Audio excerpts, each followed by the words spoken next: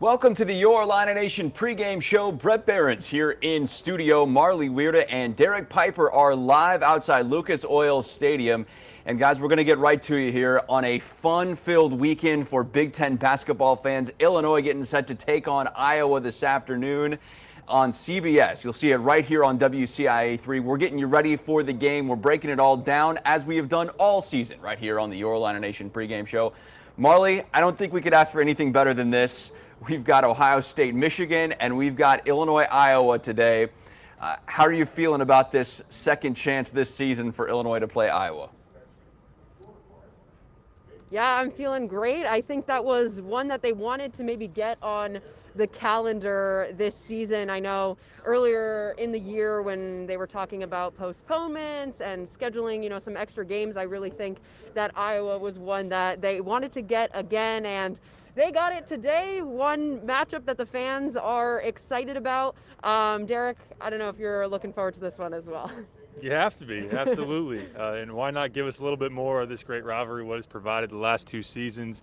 Another opportunity, probably the final opportunity to see Ayo Dosunmu and Luka Garza on the court at the same time, Luka and Kofi, and two sides that have really embraced the heated nature of this rivalry. Now there's a friendly dynamic. It almost feels too friendly based on what's been going on between Illinois and Michigan of late. But there's no doubt that Iowa wants to get some revenge after losing their last two against the Illini. And look, it's been three really high-level games. You go back to the two last year and then one in Champaign. Illinois gets that 5-point victory. A lot to break down here as far as the matchup.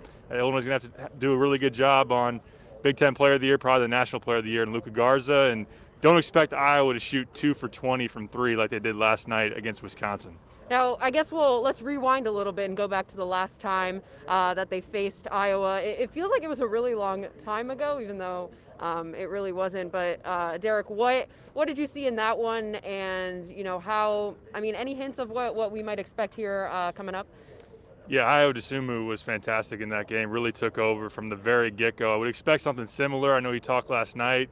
That's what he did against Rutgers. He said in a win-or-go-home type of mentality, he wants to take over the game from the very get-go. And Iowa doesn't match up all that great defensively in terms of trying to stop Ayo with his athleticism. He can give the Hawkeyes some problems. Now, they will have C.J. Frederick back in this one. He missed last time with an injury, and he's considered Iowa's best perimeter defender, but still I just don't think that he's going to be enough to really slow Ayo and everything that he wants to do. And another thing that really stuck out as far as Illinois is just the defensive job that Kofi did against Luka. Now, this is a guy that is going to wake up out of bed and get 15 to 20 points rather effortlessly, but he didn't score but one basket in the final 8 minutes of that game, and Kofi made things tough, and Trent Frazier on Jordan Bohannon. So there were a lot of good things that Illinois was able to do, particularly defensively against a team that is so fire-powered with all the weapons that they have: Bohannon, Frederick, Wieskamp, Garza, the list goes on.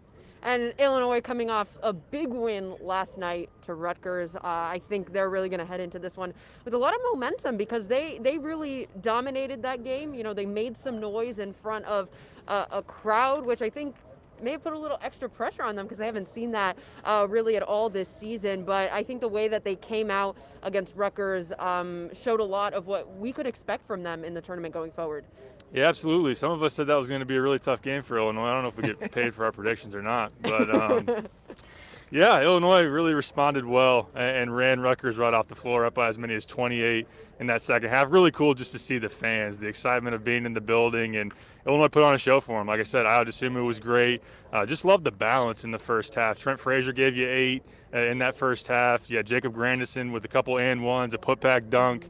DeMonte Williams hits a 3.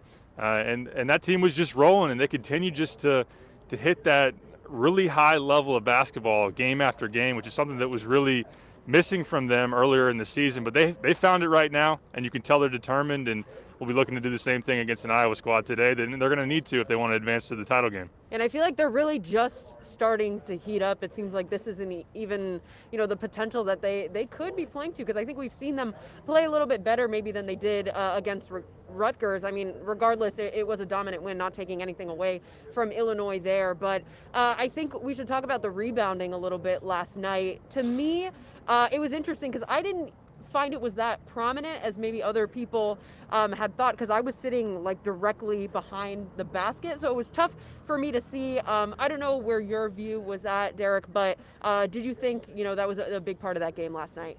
Yeah, it absolutely was. Seated behind the baseline, you just see that the multiple efforts, different guys. If Kofi's going there, and even if he tries to put back that goes off the rim, DeMonte's right there crashing in from the wing, or Grandison from the baseline. And when you're a team that shot as well as Illinois shot last night, and then you had 17 offensive rebounds on top of that, you're just an absolute load as far as trying to contain that. So look back to the first matchup, Illinois and Iowa. Garza only had 4 rebounds. They did a good job of keeping him off the glass. If they're able to keep up that effort, they could really provide themselves with second chance opportunities, but take that away from Iowa as well, which can be a key in creating a distance and trying to separate yourself as far as winning the ball game. And Kofi, he's not that he's had maybe a slow couple games, but I think this is one that he kind of came out getting a double-double for the first time in a couple games. I mean, how important is it to have him on his game and have him just riding the streak right now? Yeah, it's crucial. I thought he did get off to a slow start last night, missed some shots around the rim, missed some free throws. That's something that he's definitely going to have to clean up. But as far as putting fouls on Miles Johnson, who I thought could battle him in the post, he had 2 fouls with 11 minutes left in the first half and was really a non-factor ever since then. And Kofi, it was a dunk show in the second half. Yeah. He was doing some Shaq things with rocking the rim, the right hand power dunk, and to get 18 and 12 on a night when maybe the first 10 minutes you're not playing all that well says a lot about just his ability. But there's no doubt about being able to play at that level against Garza, make sure you're not picking up fouls. He's going to have to be really, really disciplined. I'm sure Fran McCaffrey, looking back at the last one where Garza was in foul trouble, Garza only shoots 1 free throw in that game, which is the fewest he's had in 2 seasons. Wouldn't be surprised if Fran's in the ears of the refs today, and Kofi's definitely have to be disciplined and watch out for that. Yeah, I know you were here for the Iowa-Wisconsin matchup last night. Can you tell us a little bit about what you saw there from Iowa, and how did they manage kind of to get a win here and advance to the next round? Yeah, it's an Iowa team that's doing a different thing. They're trying this thing called defense that they haven't been doing for a lot of the season. And I don't know the last time I saw a Hawkeyes squad win a game where they score 62 points. And as I mentioned, they went 2 for 20 from 3. Luka was dominant in the post, had 24 points, really was able to score at will, get on the glass. He had 4 blocks as well. And again, this is an Iowa team that here of late has found a way to get stops. They've worked their way from, as far as defensive efficiency, towards the very, very bottom of the Big Ten, all the way up to about middle of the pack. So we talk a lot about Illinois being red hot. Iowa's won 7 of the last 8, and defense has definitely been a key part of that. All right, well, we'll look forward to this one. Brett, we'll send it back to you here in the studio as we get ready for this Kofi, Luka Garza, Ayo Dosunmu matchup that we got here today. I can't wait. This is one of those games where we had talked earlier in the season, and Brad had even mentioned that maybe they could possibly add Big Ten games if they needed to, and it didn't end up needing to be the case. Illinois played all 21 of just, I think it was 8 teams in the Big Ten that ended up playing all 20 games this year, 7 or 8. Forgive me, I can't remember which one exactly, but essentially half of the Big Ten was able to play its games this year, so we didn't end up seeing that. And I think we all pegged it to this day where they could meet again, where we could see Ayo and Luka compete and maybe battle it out. And Derek mentioned it. There was some pictures last night, a little video going around of Luka's dad and Ayo's dad meeting. I don't know if it was the first time they've met or not, but it was kind of cool to see that. And I don't want to go all soft here because I think there's still maybe a debate for National Player of the Year, whether it's Ayo or Luka. Dosunmu missing 3 games certainly hurts his case there. The fans, though, I know this for sure, they are not losing any love over what has transpired and this rivalry. Let's break down this just a little bit from where it came to last year, because it was a little more than a year ago where the teams meet in Champaign, Marley. Then they play once this year in Champaign, and now they're back again. Iowa's still a really, really dang good team. And I'm just curious from your guys' perspective, and Derek, you mentioned it, you saw them last night. They're not going to make just 2 threes again. So what changes do you think Illinois needs to make, if any, because they've won 2 straight in this series, and which team does that maybe benefit more? I know as far as who's going to be hungry, not that Illinois here, they've shown that they've got a lot to play for and that they're going to be up for each and every game, at least they have been here of late, but Iowa made it a note last night after the game, let them know. Jordan Bohannon said, hey, we got revenge to go out and get. And Wieskamp, I know after the game in Champaign, said, we hope we see those guys again down the road, and now they get that opportunity. But, yeah, Illinois is going to have to get out and contest. One thing with Luka, and you really look at the difference between Iowa winning back in Iowa City last year and then the two recent ones where Illinois has come on top. Luka had 4 threes in that game in Iowa City and really made Kofi pay for not being able to get out and contest.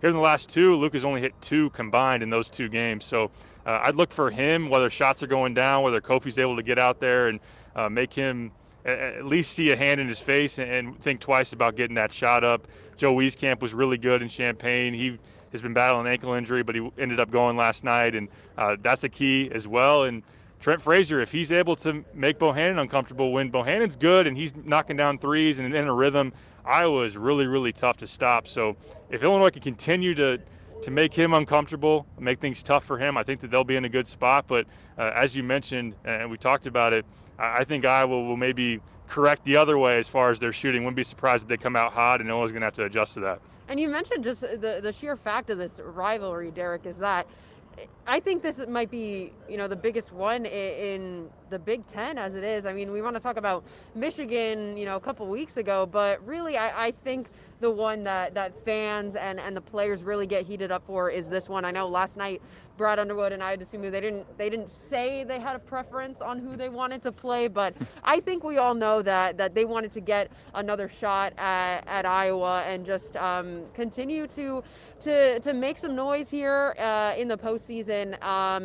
And we talked a little bit about yesterday too, what this team is playing for, and I think they made a statement against Rutgers last night. But I think it'll just be interesting to see Io and Luka battle it out on the same court, especially as they've come into the National Player of the Year conversation. I think there's a lot of significance in them playing head-to-head in a game together.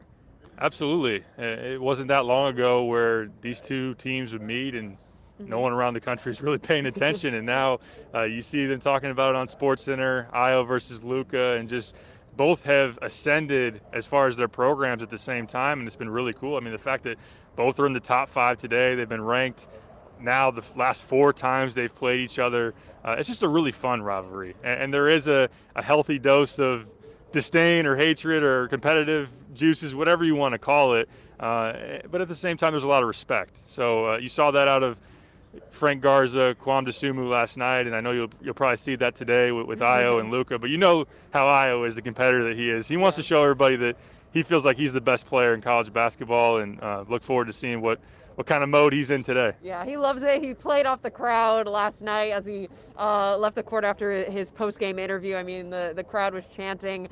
They're giving him Io chants. But if the season ended today over, okay, let's say Io Dosunmu and Luka Garza are the only 2 in contention for National Player of the Year, who gets it today?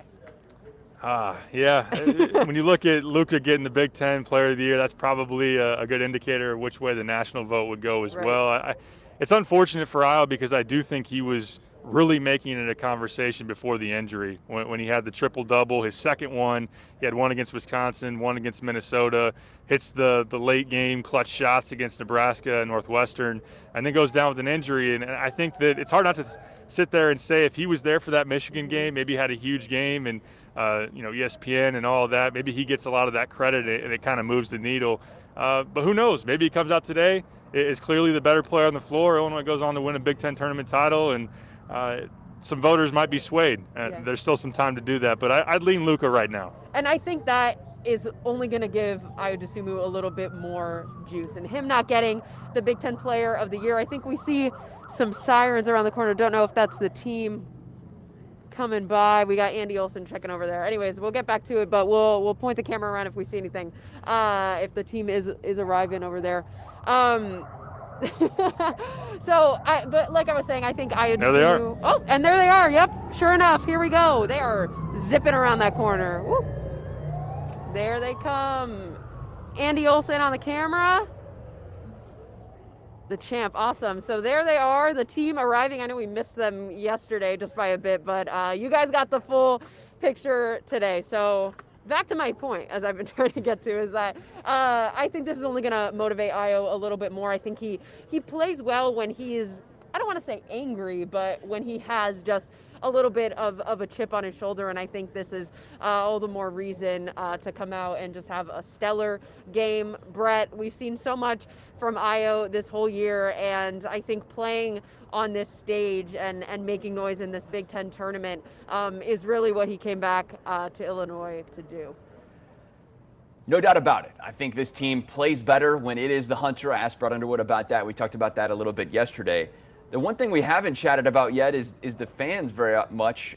What was that experience like for you guys last night to be in there, at least from TV and watching it here? It seemed like they were loud, and you said the ILL chants there, but at least watching on TV, it was somewhat nostalgic to just see the fans in there and get that reaction. I mean, it felt very normal. I don't know about you. It was so weird. It was really a surreal moment for me, at least, because I had forgotten what actual crowd noise sounded like after hearing just like the pumped in cheers that they have going over the speaker. I mean, it just takes the atmosphere to a whole nother level. Almost like had tears in my eyes a little bit. I was like, wow, I missed these fans. I miss this environment. And to think about where we were, a year ago, it's incredible that we're here in this environment and we get to be with fans and just experience what college basketball should really be. Yeah, absolutely. Those loud roars from the crowds is the therapy we all didn't know we needed, but man, it felt good last night. And I just feel great for the fans who clearly been following this team religiously throughout the season, and to get an opportunity to show their love and come out. And it was from the very moment they could get in the building where they're flocking down courtside, taking the videos during warm-ups, and Io and Adam show them a couple impressive dunks, so they're getting excited about it. You can tell there's just a special vibe around this team, and the fans are trying to soak it up for all that it's worth, and to have them chanting Io's name off the floor, and to have Brad Underwood's wife and daughters back in the building, I'm sure it was a cool moment for him as well. Tyler hits that big three late. Proud dad moment. Absolutely. So that's what like you said, that's what it's all about. And you're just really happy for that moment and the fact that it's going to be like this carrying forward the rest of the way. Yeah, and I think that really did help Illinois because the majority was orange shirts in the crowd. I think, maybe there were a few Rutgers fans, but it really felt like a home game. The Illinois crowd traveled pretty well, but I did see, a couple yellow in the stands last night, maybe scouting out their competition, which now that matchup is set for today. But I think maybe today will be a little bit more balanced as far as orange to yellow ratio. So, I mean, the crowd really elevated Illinois last night. I think tonight maybe we'll expect it to be more even. Yeah, I would expect so. Yeah. The yellow is going to be repped strongly today, and you think that this year you didn't have that half and half gold versus orange as far as Missouri, Illinois. Well, you get a different rivalry now with some fans that can come in here, and I'm sure there'd be some entertaining exchanges between the two at a socially safe distance, but it should be a lot of fun. Yeah, we're really excited. Brett, I wish you could be here. I mean, it has truly been an incredible week just with the energy and the buzz surrounding and inside Lucas Oil Stadium. And inside right now, Ohio State up 2 on Michigan with 17-10 left to play in this game. So how that impacts Illinois, obviously who they're going to play tomorrow, but also the start time, it's probably not going to be 2:30 today. I would expect it to go a little bit longer than that. It is 1:19, so the game's scheduled to tip off in 70 minutes, and they still got 17-10 left in the second half here. But E.J. Liddell goes down with a hand injury, had a big-time block, and injuries have been the story so far, and that certainly could help Illinois coming out of this game. Kyle Young out with a concussion. Isaiah Livers out today as well. He's hurt and out indefinitely, and that's sad news for Michigan. I know a lot of Illini fans probably not too upset to hear that. You don't want to wish ill against anybody, but it certainly does hurt Michigan's case. They're battling now 33-31. We're under 17 minutes left in that first semifinal game today. Of course, Illinois and Iowa to follow in what's been just a fantastic weekend all around. And this is what so many people have longed for. I said this last night, Marley, on the news. I just felt like we were stuck in this March cycle forever, because for me, when you get to March, it signifies spring, right? And Illinois is supposed to be in the NCAA tournament, first appearance in 8 years this year. Obviously, they would have made it last year, and that streak would have only been 7. But for me, this is what March is, and I feel like we've been stuck in this continuous cycle, so to speak, of just March. And for getting to this weekend and getting to next weekend, and I realize this is kind of shallow in a sense because life doesn't only revolve around sports, right? But for us, it's a big part of our lives. It feels like we can finally move forward in a sense. And I don't want to take anything away from the pandemic and the hundreds and thousands of lives that have been lost, because those are first and foremost. And I hope everyone's well and staying safe. But for me, it's this chapter of like, we can finally move on. How do you guys kind of dissect of where we're at holistically in all of this? And what does this weekend and these next couple of weeks signify for you guys? Right. I mean, it's kind of the 1-year anniversary, I hate to say that word, of when, the pandemic kind of hit here in the United States and shut down the sports world as we know it. I mean, it took us a long time to get back to where we are right now. And for me, like you kind of mentioned, Brett, sports are just such a symbol of normalcy in our life. I mean, where we can get back to the point of having, packed stadiums. Obviously, it's really different right now with kind of, the socially distanced seating, but it feels as close as we can get to normal. And I only hope, we can get back to our true normal. But, I'll take it for right now. I think it's something that we all just really needed, especially after, March got cut short last year. I mean, I just think about the team and how they worked so hard. And I know this has been a tough year for them dealing with, the COVID and the testing and just not seeing their families. I mean, I couldn't imagine, it's tough to be a college athlete, let alone throw a global pandemic into that. So I'm just really glad that we get the opportunity to have, normal March. And I'm not crying, guys. It's actually just the sun that is beating down on my eyes. So we don't believe you. Getting a little emotional here, but I don't know about you, Derek.